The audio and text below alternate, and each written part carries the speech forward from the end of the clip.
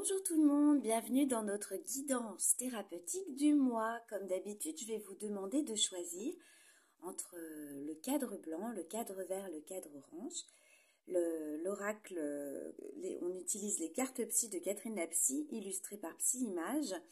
Et on va découvrir du coup quelle thérapie, sur quoi vous devez vous questionner, comment avancer par rapport à cette thématique. Et donc je vous dis à tout de suite, groupe 1.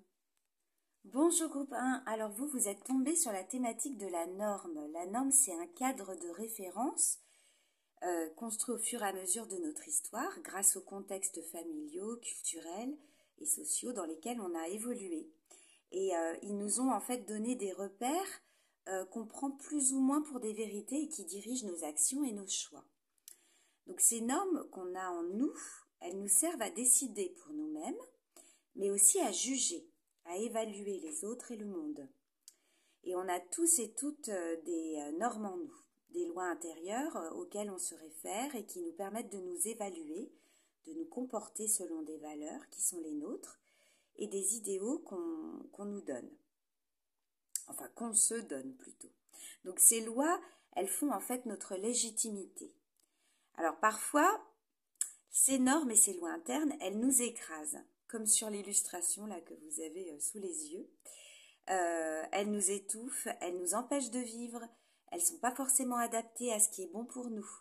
Et à cause de leur lourdeur, de leur nombre, on ne s'autorise pas dans ces cas-là à être qui on est vraiment ou à faire ce qu'on aimerait faire. Donc on pense parfois que ces normes qui nous limitent, elles sont extérieures, mais beaucoup de normes extérieures ne nous limitent en fait finalement pas tant que ça. Une partie d'entre elles, elles sont essentiellement préinscrites en nous et on se limite en fait tout seul avec. Donc les normes sociales et familiales, elles existent bien entendu, mais elles ne nous touchent pas de la même façon selon qu'on y croit ou pas, et selon qu'on s'y soumet ou pas, selon aussi qu'on se sent dévalorisé par elles ou pas également. Donc on va vous proposer aujourd'hui de réfléchir aux lois qui s'imposent à vous, groupe 1. Est-ce que vous pouvez les nommer ? Est-ce que vous pouvez identifier comment elles se sont inscrites en vous ? Et par qui ? Quelle place elles prennent à l'intérieur de vous ? Quelles sont les valeurs qui vous sont chères ? Qu'est-ce qui vous rend illégitime à vos propres yeux ? Selon vous, quelles normes vous empêchent d'être vous-même ? Et quelles pistes pouvez-vous imaginer pour vous libérer ? Voilà groupe 1. Écoutez, je vous souhaite une très bonne thérapie, une bonne remise en question par rapport à cette loi intérieure et j'espère que vous aurez des réponses par rapport à éventuellement des blocages que vous pourriez avoir et changer les lois qui se trouvent à l'intérieur de vous. Je vous souhaite une excellente journée et à très vite. Bonjour groupe 2, alors vous êtes tombé sur la thématique de l'apaisement. Regardez-moi cette illustration qui fait rêver. Cette personne tranquille en pleine nature, dans un hamac, au bord d'une rivière. Elle donne vraiment envie cette image. Donc l'apaisement, ça correspond à l'abaissement d'une tension corporelle ou psychologique et il passe régulièrement par la régulation de nos émotions. Et ces tensions, on les gère tous et toutes différemment en fonction de notre tolérance. Donc cette tolérance, elle est construite par notre histoire, nos traumatismes, et aussi la façon dont on nous a appris à réguler nos émotions lorsqu'on était enfant. En thérapie, on peut travailler à augmenter notre fenêtre de tolérance si on estime qu'elle est trop petite et donc gênante dans notre vie de tous les jours. Mais on garde à l'esprit que, quelle que soit la largeur de cette fenêtre, on a besoin de savoir décharger et d'apaiser nos tensions régulièrement. Donc ça peut se faire via des techniques corporelles, par des techniques émotionnelles, par des échanges avec les autres. En fait, on a chacun à explorer et trouver la façon d'apaiser ces tensions. Mais ça nécessite aussi de pouvoir les repérer.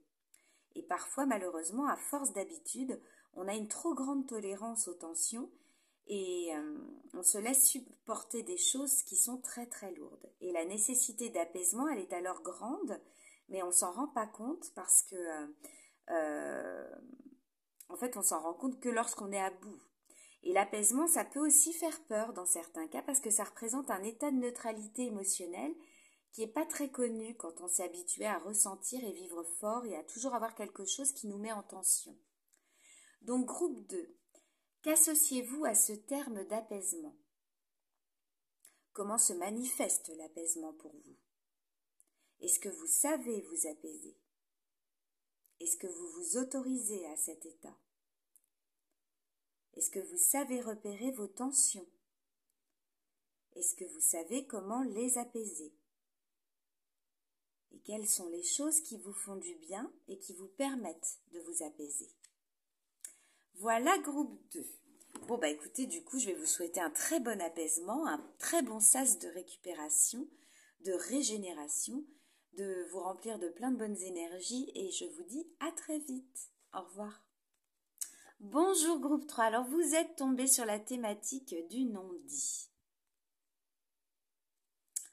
Le non-dit, parfois on n'ose pas dire, parfois on ne pense pas que c'est nécessaire.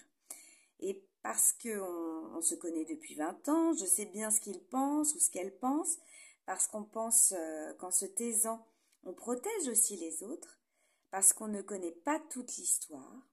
Le non-dit, c'est un message qui n'est pas verbalisé, mais qu'on saisit néanmoins.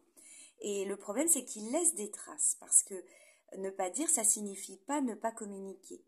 Souvent, quand on ne dit pas quelque chose, on l'agit. Et quand on est tendu sur certains sujets, ça se sent. Donc on omet de dire des mots ou des thèmes dans nos échanges avec les autres. On fait de certains sujets des tabous. Et on réagit émotionnellement par de l'agacement, des larmes ou de la crainte à certaines situations. Et tout ça, même lorsqu'on croit ne pas le faire. Parce que ça ne dépend pas toujours de notre volonté, des choses nous échappent en fait. Et ça se sent, parce que la communication entre les gens, elle ne se fait pas de façon exclusivement verbale. Le non-verbal, il compte aussi dans des proportions non négligeables. Et le problème de ce non-verbal, c'est qu'il se ressent, mais qu'il ne se comprend pas toujours et potentiellement il n'a pas de sens. Donc, dans ces cas-là, ça va poser problème à notre système psychologique, parce que chacun va y mettre le sens qui lui vient, et ce sens peut devenir très très très angoissant. Donc quand on omet de dire, on transmet parfois des choses difficiles à notre insu. Donc vous, groupe 3, est-ce qu'il y a des choses que vous n'osez pas dire? Quel risque y aurait-il à votre avis si vous le faisiez? Est-ce que vous avez vous-même tenté d'interpréter parfois des choses qui n'étaient pas dites? Et dans ce cas-là, qu'est-ce que vous avez imaginé? Est-ce que vous avez vérifié auprès des personnes en question par la suite? Et si ce n'est pas le cas, qu'est-ce qui vous a empêché de le faire? Voilà, groupe 3. Bon, et bien écoutez, je vous souhaite d'ouvrir grand votre chakra de la gorge et de vous exprimer, de ne pas avoir peur des tabous, de ne pas avoir peur des secrets, et surtout de vous livrer au maximum. Et quand il y a une situation qui vous semble bloquée, d'oser la débloquer par la parole. Voilà, je vous souhaite une très bonne journée et à très bientôt. Au revoir.